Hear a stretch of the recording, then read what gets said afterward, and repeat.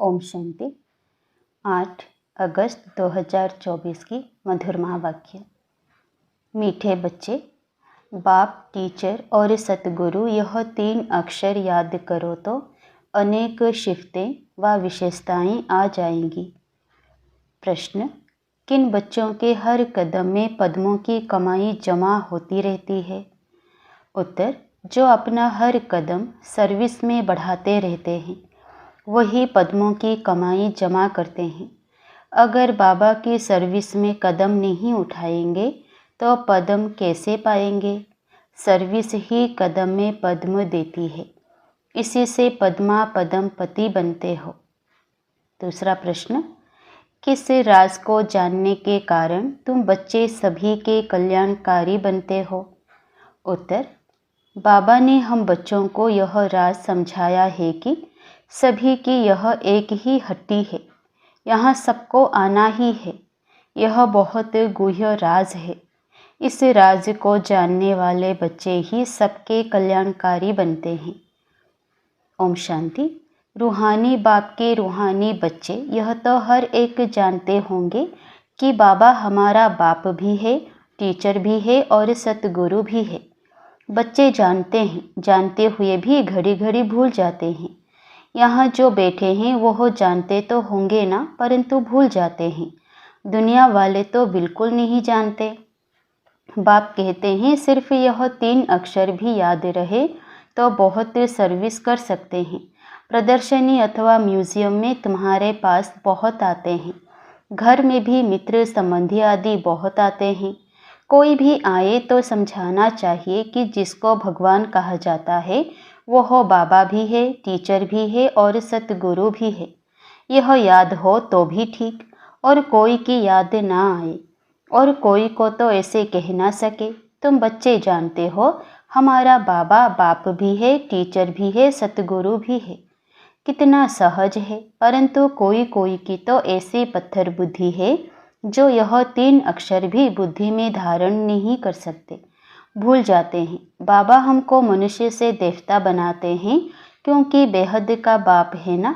बेहद का बाप है तो जरूर बेहद का वर्षा ही देंगे। बेहद का वर्षा है देवताओं के पास। इतना सिर्फ याद करें तो घर में भी बहुत सर्विस कर सकते हैं, परंतु यह भी भूल जाने के कारण किसी को बता नहीं सकते। घड़ी घड़ी भूल जाते हैं क्योंकि सारे कल्प के भूले हुए हैं। अब बाप बेट समझाते हैं वास्तव में यह ज्ञान बहुत सिंपल है, बाकी याद की यात्रा से संपूर्ण बनना इसमें मेहनत है। बाबा हमारा बाप भी है, शिक्षा भी देते हैं, वर्षा भी देते हैं, पवित्र भी बनाते हैं क्योंकि पतित पावन बाप है। सिर्फ कहते हैं कि सबको यही कहो कि मुझे याद करो। बाबा की सर्विस में ज़रा भी कदम नहीं उठा तो वह फिर पद्म कैसे पाएंगे? पद्मापति तो सर्विस से ही बन सकते हैं। सर्विस ही कदम में पदम ले आती है। सर्विस के लिए बच्चे कहाँ कहाँ से भागते रहते हैं, कितने कदम उठाए जाते हैं। पदम तो उन्हों को मिलेगा ना। यह भी बुद्धि कहती है पहले शूद्र को ब्राह्मण बनाना पड़े। ब्राह्मण ही नहीं बनाएंगे तो क्या बनेंगे? सर्विस तो चाहिए ना। बच्चों को सर्विस का समाचार भी इसीलिए सुनाया जाता है कि टेम्पटेशन हो। सर्विस से ही पद्म मिले हैं। सिर्फ एक बात ही सुनाओ जो दुनिया में और कोई नहीं जानते। बेहद का बाप बाप है, परंतु बाप का कोई को पता नहीं है। सिर्फ ऐसे ही गॉड फादर कहते रहते हैं। वह टीचर है, यह तो कोई की बुद्धि में नहीं होगा। स्टूडेंट की बुद्धि में हमेशा टीचर याद रहता है। जो पूरी रीति नहीं पढ़ते हैं उनको अनपढ़ कहा जाता है। बाबा कहते हैं हर्जा नहीं है, तुम कुछ भी ना पढ़े हुए हो।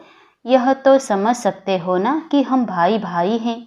हमारा बाप बेहद का है।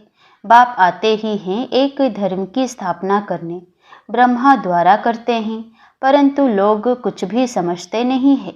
ईश्वर अगर कभी ना आया हुआ होता तो उनको बुलाते ही क्यों कि हे लिबरेटर आओ, हे पतित पावन आओ।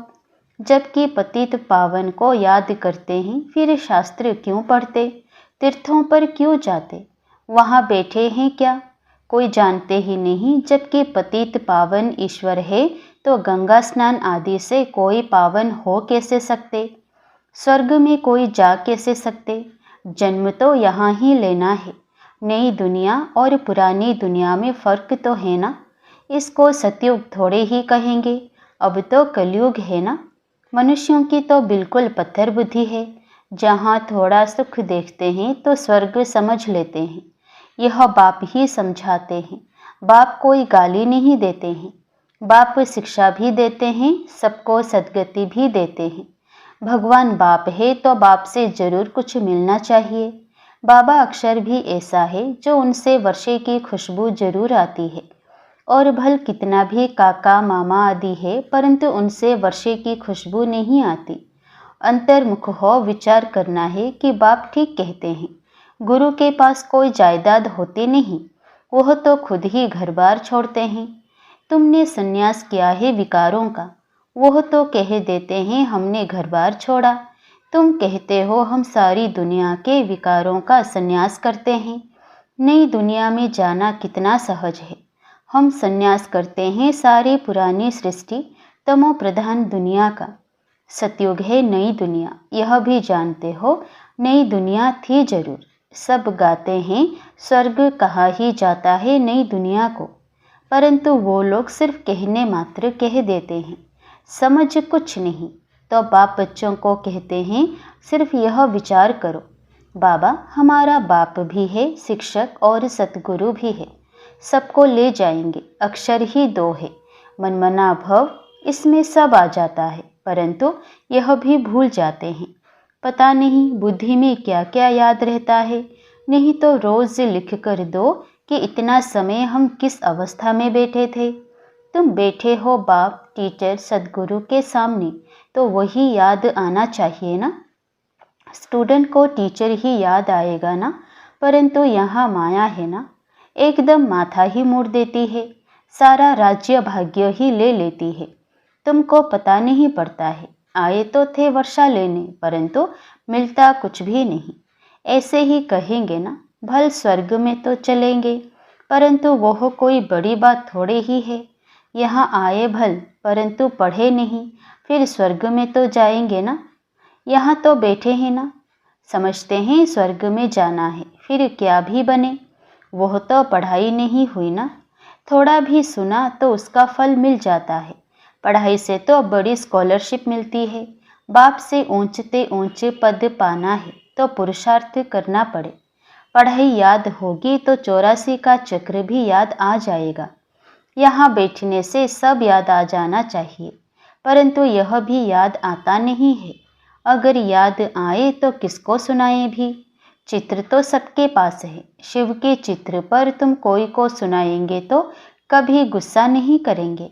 बोलो आओ तो हम आपको बताएं कि यह शिव बेहद का बाप है ना, इनके साथ आपका क्या संबंध है।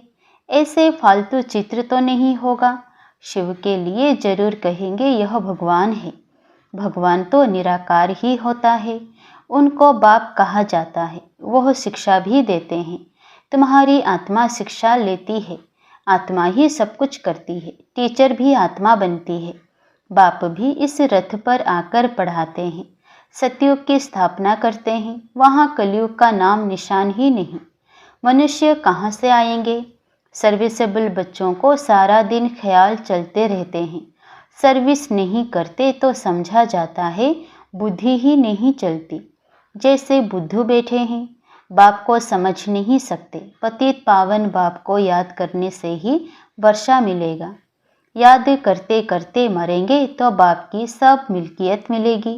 बेहद के बाप की मिल्कियत है स्वर्ग।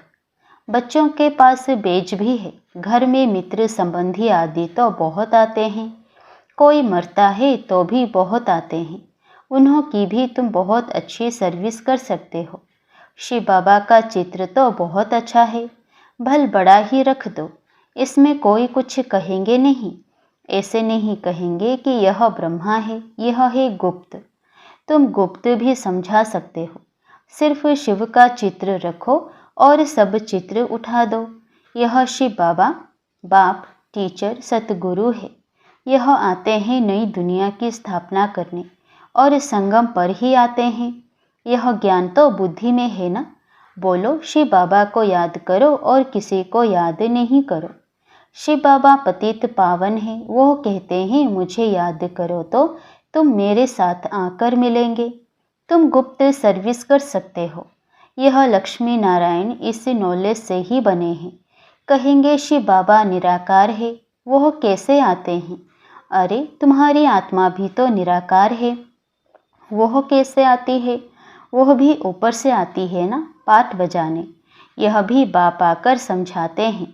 बेल पर तो आ ना सके, बोलेगा कैसे? साधारण बूढ़े तन में आते हैं।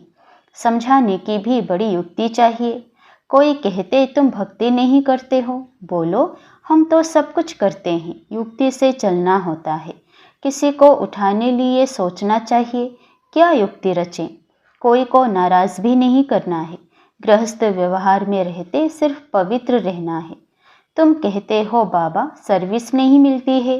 अरे सर्विस तो बहुत कर सकते हो। गंगा जी पर जाकर बैठ जाओ। बोलो, यह पानी में स्नान करने से क्या होगा? क्या पावन बन जाएंगे? तुम तो भगवान को कहते हो हे पतित पावन आओ, आकर पावन बनाओ। फिर वह पतित पावन है या यह? ऐसी नदियां तो ढेर हैं। बाप पतित पावन तो एक ही है। यह पानी की नदियां तो सदैव हैं ही। बाप को तो पावन बनाने के लिए आना पड़ता है। आते भी हैं पुरुषोत्तम संगम युग पर, आकर पावन बनाते हैं। वहाँ कोई पतित होता नहीं। नाम ही है स्वर्ग, नई दुनिया। अभी तो है पुरानी दुनिया। इस संगम युग का तुमको ही पता है और कोई समझ ना सके। बाप तो अनेक प्रकार की सर्विस की युक्तियाँ समझाते हैं। बुद्धू भी ना बनो। कहते हैं अमरनाथ पर भी कबूतर होते हैं, पिजन पैगाम पहुंचाते हैं। ऐसे नहीं, परमात्मा का पैगाम ऊपर से कबूतर लाएंगे। यह भी सिखलाते हैं। उनके पाँव में लिखकर बांधेंगे तो ले जाएगा। उनको सहज रीति दाना मिलता है तो और कहाँ भटकने की दरकार नहीं। तुमको भी यहाँ दाना मिलता है। तुम्हारी बुद्धि में है विश्व की बादशाही जो यहाँ से मिलती है। वह फिर समझते हैं दाना यहाँ मिलता है तो फिर हिर जाते हैं। तुम तो चैतन्य हो, तुमको अविनाशी ज्ञान रत्नों का दाना मिलता है। शास्त्रों में भी है चिड़ियाओं ने सागर को सुखाया। बहुत कथाएं लिख दी है। मनुष्य कहेंगे सत, फिर कहते हैं सागर से देवता निकले, रत्नों की थालियां भरकर ले आए। कहेंगे सत। अब समुद्र से देवता कैसे निकलेंगे? समुद्र में मनुष्य व देवता रहते हैं क्या? कुछ भी समझते नहीं। जन्म जन्मांतर झूठ ही पढ़ते सुनते रहते हैं। इसलिए कहते हैं झूठी माया। सच्चे और झूठे संसार में कितना रात दिन का फर्क है। झूठ बोलते बोलते इंसॉल्वेंट बन पड़े हैं। तुम कितना युक्ति से समझाते हो, फिर भी कोटों में कोई ही बुद्धि में बैठता है। यह है बहुत सहज ज्ञान और सहज योग। बाप टीचर सतगुरु को याद करने से उनकी शिफ्तें भी बुद्धि में आ जाएंगी। अपनी जांच करनी चाहिए। हम सब बाबा को याद करते हैं व और तरफ बुद्धि जाती है। तुम्हारी बुद्धि को अभी समझ मिलती है। कितनी मीठी मीठी बातें बाप समझाते हैं, युक्तियाँ बताते हैं। तुम कोई को बैठकर समझाएंगे फिर तुम्हारे दुश्मन भी नहीं बनेंगे। शिव बाबा ही तुम्हारा बाप टीचर सतगुरु है। उनको याद करो। समझाने की युक्ति रचनी चाहिए। ब्रह्मा के चित्र पर बहुत पीछे पड़ते हैं। शिव का चित्र देख कभी उड़ाएंगे नहीं।